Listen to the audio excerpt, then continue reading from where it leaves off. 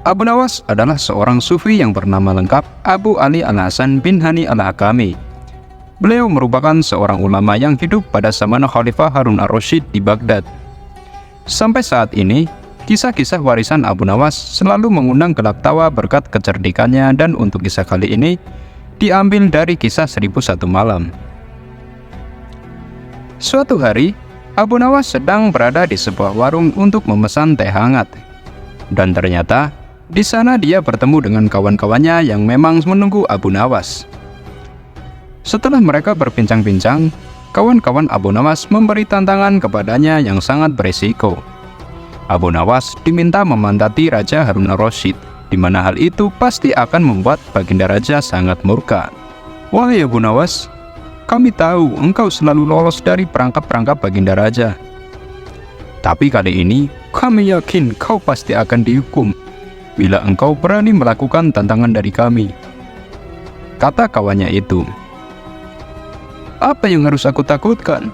Tidak ada sesuatu pun yang harus aku takuti kecuali Allah Subhanahu wa Ta'ala," jawab Abu Nawas. "Engkau tahu kan, selama ini belum pernah ada satu orang pun di negeri ini yang berani memantati Baginda Raja," lanjut kawannya itu.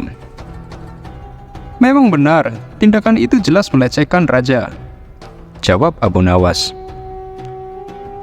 "Kalau begitu, apakah kau berani memantati Raja, tapi kau juga harus membuat dia tertawa?" tantang kawannya. "Tentu saja aku berani, karena aku hanya takut kepada Allah. Lalu apa hadiah yang bisa aku dapat jika aku berhasil melakukannya?" tanya Abu Nawas. "100 keping uang emas," tegas kawan-kawan Abu Nawas. Setelah itu, Abu Nawas mencari cara dan berpikir bagaimana agar ia bisa memantati Baginda Raja tetapi juga membuat Raja tertawa. Suatu hari Raja Harun Ar-Rasyid membuat suatu jamuan yang mengundang berbagai macam tamu, termasuk diantaranya adalah Abu Nawas. Di saat itulah kawan-kawan Abu Nawas menantikan kedatangan dan bersiap melihat kekalahan Abu Nawas. Ketika para tamu undangan sudah hadir, Abu Nawas belum juga terlihat oleh kawan-kawannya.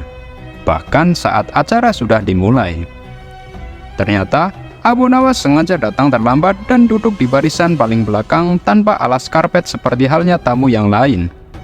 Setelah acara selesai, Raja Harun Ar-Rasyid baru sadar bahwa Abu Nawas tidak duduk di atas karpet.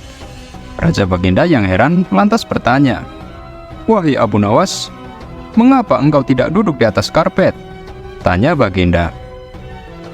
"Hamba haturkan terima kasih atas perhatian Baginda, tapi hamba sudah merasa cukup senang berada di sini, Baginda," jawab Abu Nawas. "Ah, kau jangan begitu. Majulah dan duduk di atas karpet. Nanti pakaianmu bisa kotor," lanjut sang raja.